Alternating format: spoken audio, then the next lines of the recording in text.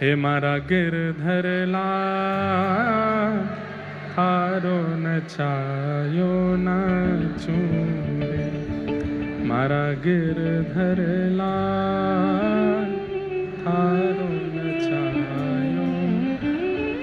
लीलाओं से कई लोगों के मन में प्रश्न चिन्ह प्रकट हो जाता है, तो इसका स्पष्टीकरण करें कि भगवान के अवतार का प्रयोजन क्या है।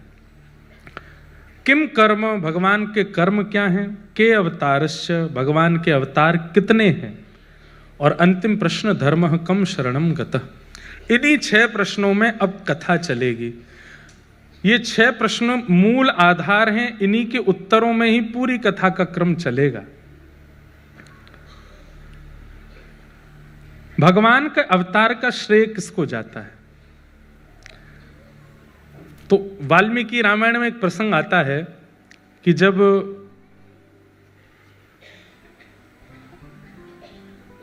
विभीषण शरणागति हुई, विभीषण को लंका से निकाल दिया रावण ने, और जब विभीषण राम जी की शरण में आया तो राम जी ने शरणागति करने से पूर्व एक बार अपनी वानर सेना से पूछा कि मुझे क्या करना चाहिए, इसको स्वीकार करूं कि नहीं। तो मुखियाओं को बैठाया, जामवंत जी बैठे थे, सुग्रीव बैठे हैं, हनुमान जी बैठे, सबको बैठा करके पूछा कि ये शत्रु का भाई आया है, इसको स्वीकार करें कि नहीं। तो कईयों ने तो ठाकुर जी से कहा, ठाकुर जी आपका स्वभाव अस्वीकार का तो है नहीं, शरण गहे प्रभु ताही न त्यागा। शरण में आने वाला विश्वद्रोही क्यों ना हो, ठाकुर जी उसको भी स्वीकार करते हैं। कितना बड़ा गुण है ठाकुर जी का। और हम लोग कैसे हैं? हमें जो अच्छा नहीं लगता वो अवगुण भी यदि किसी में आ जाता है तो वो अपना पुत्र भी हो, अपनी पत्नी भी हो, अपने पति भी हो, अपने पिता माता भी, तो भी हम त्याग कर देते हैं। और ठाकुर जी कैसे हैं कि विश्वद्रोह भी अगर उसके अंदर हो तो भी वो ठाकुर जी की शरणागति अगर पवित्र होकर के कर ले, ठाकुर जी उसको स्वीकार कर लेते हैं। इसीलिए तो वो ठाकुर जी और हम मानव हैं। उनके अंदर स्वीकारता है और हमारे अंदर विषयों की स्वीकारता है और दोष देख करके लोगों का त्याग है। इसका मतलब ये नहीं है कि आप विषयी भोगी लोगों का त्याग ना करो। सूरदास जी की एक पंक्ति है, उसमें सूरदास जी आपको त्यागने के लिए नहीं कह रहे, पर मन से त्यागने को कहते हैं। तजोरे मन हरि विमुखन को संग, मन से त्याग करो। कई बार कई संबंध ऐसे होते हैं जिनका हम शरीर से त्याग नहीं कर सकते, पर मन में उनको स्थान मत दो। मन में योग्य नहीं है आने लायक, इतना तो कर सकते हैं। तो जब विभीषण जी आए तो भगवान ने सबसे पूछा, तो सुग्रीव ने मना किया कि प्रभु शत्रु का भाई है, इसको स्वीकार नहीं करना चाहिए। तो सुग्रीव की बात पर कई वानरों ने बल दिया कि नहीं, सुग्रीव सही कह रहे हैं नाथ, हम इतने आगे तक आ चुके हैं, अब लंका पहुंचने की देर और सीता जी को बस प्राप्त करने की देर है, और ऐसी स्थिति में विभीषण को स्वीकार करना, कहीं ऐसा ना हो कि कोई विघ्न आ जाए, मत स्वीकार करो। सबकी बात सुन करके ठाकुर जी ने कहा ठीक है, उठ करके गए और विभीषण को हृदय से लगाया, तिलक कर दिया, स्वीकार कर लिया। तो ये बात सुग्रीव को अच्छी नहीं लगी और कहते हैं कि सुग्रीव ने उस समय मन बना लिया और मन में सोचने लगा, अब ये अकेले सीता जी को ले आवे, मैं तो इनका साथ नहीं दूंगा।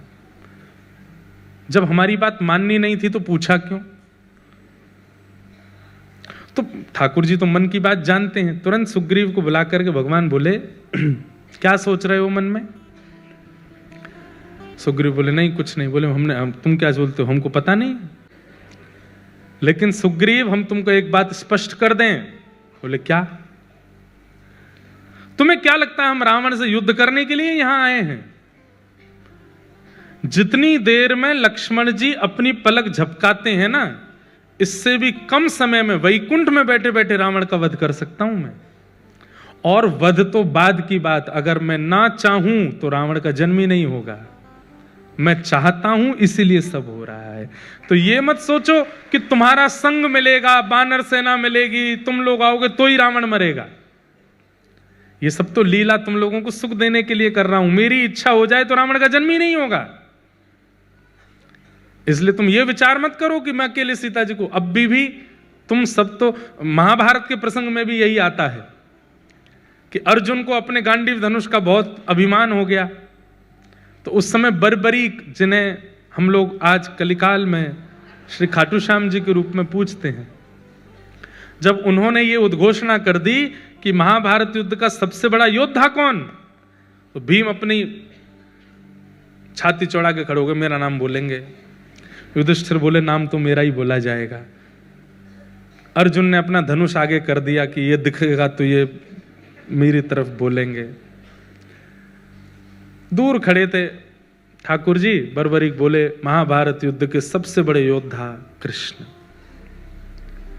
तो उस समय परिहास करने लगे पांडव और हंसते हुए बोले बर्बरीक, जिसने शस्त्र भी नहीं उठाया पूरे महाभारत में, तुम कह रहे हो सबसे बड़ा योद्धा वो, जिन्होंने केवल भोजन पानी किया है, शयन किया है और थोड़ा बहुत रथ चलाया, तुम कह रहे हो सबसे बड़े योद्धा वो? हमें लगता है तुम्हें दिखाई नहीं दिया। बोले इसीलिए तो कह रहा हूं सबसे बड़े योद्धा वो जिन्होंने बिना शस्त्र के पूरी सेना मार दी। अरे अर्जुन, अरे युधिष्ठिर, वास्तव में तो जब कौरव कृष्ण के विपक्ष में खड़े हुए, मृत्यु तो तभी हो गई थी उन लोगों की। वो भगवान के विपक्ष में खड़ा हो जाए तो मृत्यु तो उसी समय है, लेकिन श्रेय तुम लोगों को मिल जाए इसलिए केवल उनके प्राण तो निकल चुके हैं, बस उन कठपुतली की तरह घूम रहे थे, तुम्हारे बाण लगने से श्रेय तुमको मिल रहा था। तो इसको मैंने मारा, उसको मैंने मारा, उसको मैंने मारा, मर तो वो पहले ही गए थे।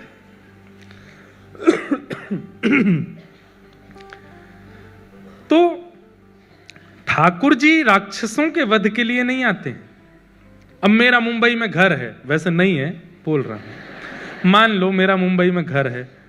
अब मैं जब कभी भी मुंबई आता हूं, काम से आया अपने रिकॉर्डिंग्स के लिए, आज हमारे म्यूजिक वाले जो सारे संगीत करते हैं वो भी बैठे हैं, मीर देसाई जी यहाँ बैठे हैं, सारे जो भी आपने संगीत सुना ये यही, एक बार खड़े तो हो जाओ। और हमारे सिद्धार्थ जी भी बैठे हैं। अभी एक सुंदर भाव आया था, रघुवर कोमल कमल नयन को पहनाओ जयमाला, वो दोनों के ही भाव से आया। हमारे ये आज नवदीप जी भी यहाँ बैठे हैं, मेरो मन वृंदावन में अटक्यो, वो भजन इन्होंने ही लिखा है। मोहित जी भी आए हैं, मोहित जी आए, कहाँ हैं? अच्छा, उनकी बहन आई हैं। तो ये सब आज हमारे संगीत के सब हमारे मित्रगण भी आए हैं, सब जो बम्बई में, सारे संगीत बम्बई में ही होता है, आप लोगों को पता भी नहीं चलती, हम रात में आके गा के चले जाते हैं। तो आता तो रहता हूं मैं। अब मान लीजिए कि मैं आया तो अपने काम से, लेकिन मैंने सोचा कि घर बंद पड़ा है, थोड़ा साफ सफाई कर चलें। आया तो मैं अपने मित्रों से मिलने के लिए, लेकिन लगे हाथ सोचा जो गंदगी है उसको भी साफ करें। ऐसे ही ठाकुर जी का, आते तो वो हम भक्तों के लिए हैं, पर विचार करते हैं कि रावण कंस आदि जैसी गंदगियां हैं, इनको भी साफ करते चलो। उनके लिए ठाकुर जी आते हैं, ये विशेष बात नहीं है, उन्हीं के लिए ठाकुर जी नहीं आते। एक प्रसंग सुनाए। एक बार नारद जी महाराज भगवान की दिनचर्या देखने के लिए गए, भागवत जी में प्रसंग आता है। और नारद जी जब ठाकुर जी की दिनचर्या देखने के लिए गए तो सुबह सुबह पहुंचे। सब लोग देखो, इधर देखो, ध्यान से सुनो, बहुत अच्छा प्रसंग है। सुबह सुबह नारद जी पहुंचे तो ठाकुर जी कहीं जा रहे थे, नारद जी आ रहे थे। तो नारद जी ने कहा, ठाकुर जी प्रणाम, दंडवत साष्टांग किया, बैठो बैठो आता हूं। ठाकुर जी चले गए। नारद जी अंदर गए तो लक्ष्मी जी ने बैठाया, आसन दिया, आइए विराजिए, कुछ भोजन प्रसाद बाल भोग करेंगे, नाश्ता पूछा। नारद जी बोले नहीं सब ठीक है। ये ठाकुर जी कहाँ गए सुबह सुबह? तो लक्ष्मी जी बोली ये रोज जाते हैं, सुबह उठते ही चले जाते हैं, कहाँ जाते हैं ये मुझे नहीं पता। सुबह उठते ही स्नान ध्यान करके चले जाते हैं। तो नारद जी हमारे जो हैं, जैसे हमारी जीवन के स्क्रिप्ट राइटर ठाकुर जी हैं, ऐसे ठाकुर जी की लीला के स्क्रिप्ट राइटर नारद जी हैं। कई बार कई लीलाएं तो नारद जी की वजह से होती है ठाकुर जी के जीवन में। तो नारद जी बोले, अच्छा कैसी गृहिणी हो आप कि आपके पतिदेव सुबह सुबह कहीं जाते और आपको पता ही नहीं है। ठीक है, अब वो तो परमात्मा है, अपनी इच्छा, ना जाने क्या क्या उनकी लीलाएं हैं, हमने कभी विचार भी नहीं किया। नहीं नहीं, गलत कर रही हो आप, यहां आपका पातिव्रत धर्म नष्ट हो रहा है। आपके पतिदेव सुबह सुबह उठ करके कहीं जा रहे हैं और आप देखती तक नहीं हो उनकी ओर। तो लक्ष्मी जी के मन में शंका आ गई। इस शंका उत्पन्न करने वाले भी कई लोग होते। कई लोगों में शंका होती नहीं है, शक होता नहीं, पर कई लोग करवा देते हैं। अच्छे रूप में हो तो कोई बात नहीं है, बुरे रूप में नहीं होना चाहिए। नारद जी महाराज ने शंका उत्पन्न करा दी। बोले क्या करूं मैं, आप बताओ। बोले कुछ नहीं, कल जब सुबह जाएं तो पीछे पीछे जाना, आप देखना कहां जाते हैं और थोड़ा पता तो लगाओ, बाकी आगे का हम देख लेंगे सब क्या करना है। तो सुबह सुबह ठाकुर जी उठ करके स्नान ध्यान करके नित्य के भांति निकले। पीछे पीछे लक्ष्मी जी छुप छुप के जा रही हैं, देखूं कहां जाते हैं। तभी वैकुंठ में कहीं जाकर के ठाकुर जी एक द्वार जैसा था, उसके अंदर प्रवेश कर गए। भीतर से द्वार बंद कर लिया। लक्ष्मी जी बाहर तक देख आई, लौट करके आई। नारद जी से बोला, मैंने देख लिया, कहाँ गए। बोले कहाँ गए। बोले यहाँ से ऐसे ऐसे जाके इधर उधर जाके वहां एक द्वार है, उसके अंदर प्रवेश कर गए। जय हो दिगंबरा। हमारे नासिक दत्त धाम के पूज्य गुरुजी पधारे हैं, बहुत बहुत प्रणाम, अभिनंदन। तो क्या बता रहा था मैं। तो एक द्वार में प्रवेश कर गए। तो लक्ष्मी जी ने आकर के नारद जी को बताया, बोले कि एक द्वार के भीतर प्रवेश कर गए थे। तो द्वार के अंदर क्या है। बोले हमने उसके आगे नहीं देखा, अपने इतना ही देखा। बोले कैसी पत्नी हो आप, केवल मार्ग देख के आगे। अरे भीतर तो देखना था क्या है। बोले आपने कहा था आगे का आप संभाल लोगे, आप ही देखो। तो लक्ष्मी जी नारद जी दोनों गए और वो जो द्वार जहां था उसके पास ही एक पेड़ के पीछे छुप के खड़े हो गए। ठाकुर जी 2-2.5 घंटा लगा करके बढ़िया प्रेम से, और भीतर से निकले बड़े हंसते हुए, प्रसन्न मुद्रा, बिल्कुल जैसे बस नृत्य करने की देर है, इतनी प्रसन्न मुद्रा में ठाकुर जी निकले और निकलते हुए चले गए। बोले इतने प्रसन्न आपसे मिलके हुए कभी। तो लक्ष्मी जी बोली, नहीं प्रसन्न तो रहते हैं, आप ऐसा क्यों कह रहे हैं। बोले नहीं, देख रहे हो ये प्रसन्नता कुछ और है। लक्ष्मी जी बोली आप ऐसे नहीं कहो, चलो ना भीतर देखते हैं क्या है। ठाकुर जी जब चले गए वहां से, तो नारद जी लक्ष्मी जी के साथ उस द्वार के भीतर प्रवेश किए। भीतर जाकर के देखा तो एक बहुत सुंदर सा एक भवन, बहुत सुंदर आंगन, बड़ी सुंदर सुगंधी आ रही है, बहुत सुंदर सूर्य की किरण भीतर पड़ रही है, अद्भुत, मतलब सात्विक वातावरण भीतर। और वहां एक आसन लगा हुआ था। आसन के पास जाकर के देखा तो प्रसन्न हुए, ठाकुर जी का होगा। उस आसन के सामने एक चौकी थी, उस चौकी के ऊपर एक सिंहासन था, वो सिंहासन एक कपड़े से ढका हुआ था। नारद जी बोले सिंहासन क्या है और ये ढका हुआ क्यों है। लक्ष्मी जी बोली आप देखो ना, आपने कहा था कहीं ऐसी कोई चीज ना हो कि हम देख लें ठाकुर जी नाराज ही हो जाएं, आप देखो। तो नारद जी महाराज ने जैसे ही वो वस्त्र हटाया, देख करके लक्ष्मी जी और नारद जी दोनों के नेत्र चकित रह गए। कैसे। वो एक आसन था और उस आसन में 4 खाने बने हुए थे। खाने समझते हैं, 4 ब्लॉक्स थे, जैसे आपके 3 ब्लॉक हैं, ऐसे 4 खाने थे। एक खाने में लिखा था सतयुग, एक खाने पर लिखा था त्रेता, द्वापर और कलयुग। और उन चारों खानों में उस युग के जो भक्त हैं उनकी छोटी छोटी प्रतिमाएं रखी थी, उन पर तिलक चढ़ा हुआ था, पुष्प अर्पित हुए थे, उनको तिलक चंदन आदि, मतलब सतयुग के भक्तों के स्वरूप, त्रेता के भक्तों के स्वरूप, द्वापर के भक्तों के स्वरूप, कलयुग के भक्तों के, सबके स्वरूप रखे और ठाकुर जी उनकी आराधना करके गए। नारद जी महाराज ने देखा उन भक्तों के स्वरूप में नारद जी का भी स्वरूप रखा है। नारद जी बोले यह तो मैं भी रखा हूं। लक्ष्मी जी बोली इधर देखिए मैं भी हूं। लक्ष्मी जी का भी आराधन करके गए। वहां पर मीराबाई का भी स्वरूप है, गोस्वामी तुलसीदास जी का भी स्वरूप है, हमारे श्री तुकाराम जी महाराज का, ज्ञानेश्वर माउली का, सबके स्वरूप विराजमान। और ठाकुर जी उनको प्रणाम कर रहे थे। देख करके नारद जी के नेत्र सजल हो गए। बोले कैसे भक्त वत्सल हैं ठाकुर जी, पूरा विश्व इनको वंदन करता है और वो अपने प्रत्येक भक्त का वंदन करते। मेरा सुमिरन हरि करें, ध्यान से सुनिएगा, मेरा सुमिरन हरि करें। भक्ति की पराकाष्ठा क्या है? भक्ति की पराकाष्ठा क्या है? मैं हरि का सुमिरन करूं, ये प्रारंभ है। पर एक स्थिति ऐसी आ जाए कि मेरा सुमिरन हरि करें, मैं पावा विश्राम, मैं आराम करूं, मेरा सुमिरन ठाकुर जी कर रहे हैं। ठाकुर जी आराधन करते हैं, अपने भक्तों को पूजते हैं, अपने भक्तों को वंदन करते हैं।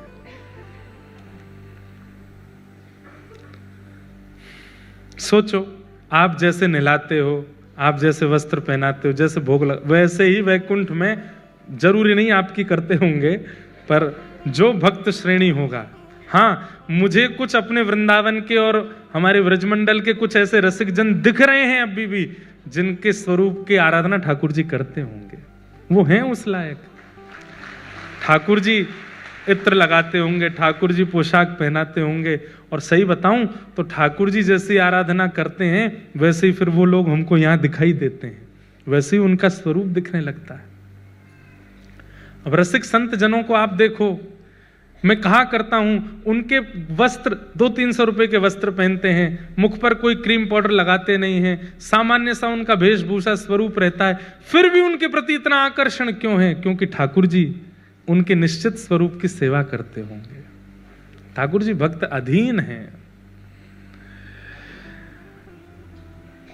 तो भक्तों के लिए ठाकुर जी पृथ्वी पर आए हैं। आगे यहां सूत जी महाराज ने अनेक विषय कहते हुए भगवान के अनेक अवतारों का वर्णन किया और श्रीमद् भागवत की रचना का भाव बताया।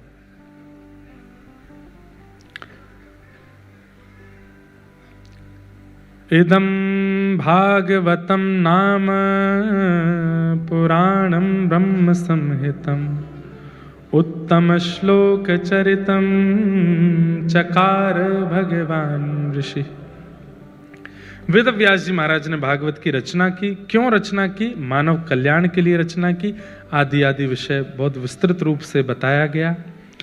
नारद जी महाराज ने भागवत की रचना करवाने में वेद व्यास जी का सहयोग किया। उस प्रसंग को सुनाते हुए फिर यहां से थोड़ी महाभारत का प्रसंग सुनाया। ये सब विषय हम बहुत विस्तार से कथा में सुना चुके हैं, इसलिए इनको सूक्ष्मता से कह रहे हैं। महाभारत के अंतिम पड़ाव का प्रसंग यहां सुनाया गया। क्यों सुनाया गया?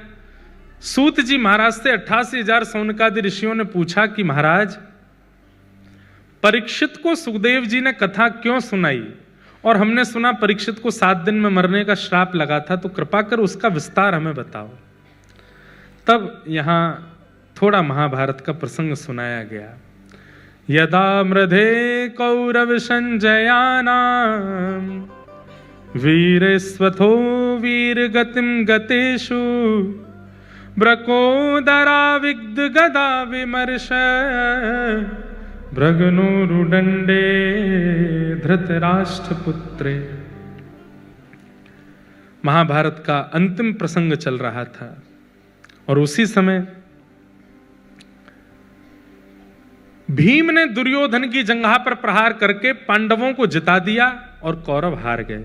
कि दुर्योधन से पूछा कि क्या करना चाहिए, बहुत ध्यान से सुनिएगा।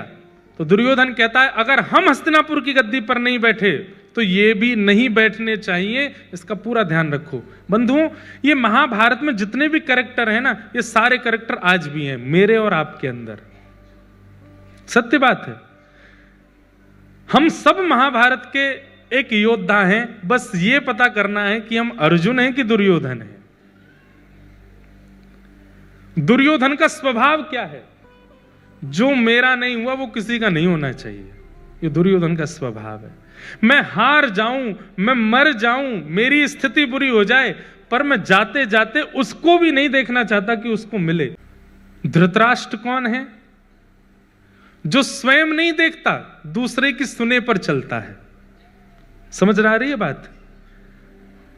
आप इन लोगों को सामान्य भाषा में कहते हैं कान के कच्चे। इस प्रवृत्ति के हो तो आप दुर्योधन हो, आप धृतराष्ट्र हो। गांधारी कौन है? आंख तो है पर ये नहीं देख रहे तो मैं क्यों देखूं? अपनी आंख पे पट्टी बांध ली। मतलब उसकी स्थिति तो है कि वो परिस्थिति को देख सकती है, परख सकती है, लेकिन आलस्य इतना ज्यादा है कि जब यही नहीं हिल रहे हैं तो हम क्यों हिले? आलस्य, जिसके कारण गांधारी। सब लोग ध्यान से सुनिए। शकुनी कौन है? खुद दुर्बल है, खुद निर्बल है, लेकिन दूसरों में तिल्ली लगाता ही रहेगा। तुम ऐसा करो, तुम ये कर सकते हो, तुम ये तुमसे होगा।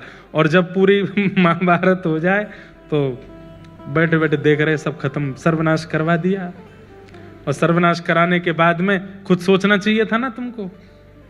हम तो कहेंगे ही कि करो, नहीं करना तुमको देखना चाहिए। ये तो रहे कौरव। अब आ जाओ पांडवों की तरफ। पांडव कौन है?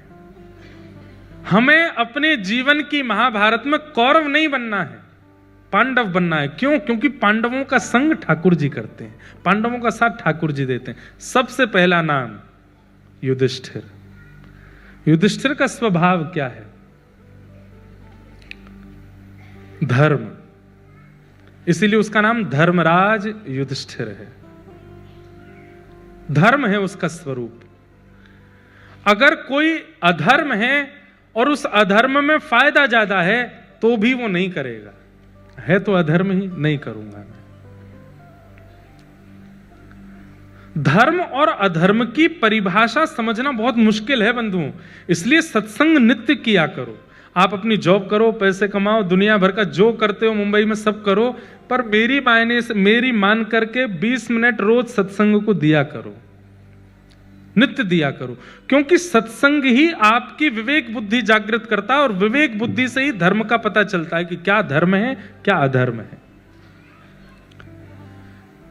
तो धर्म का जो पालन करे वो युधिष्ठिर।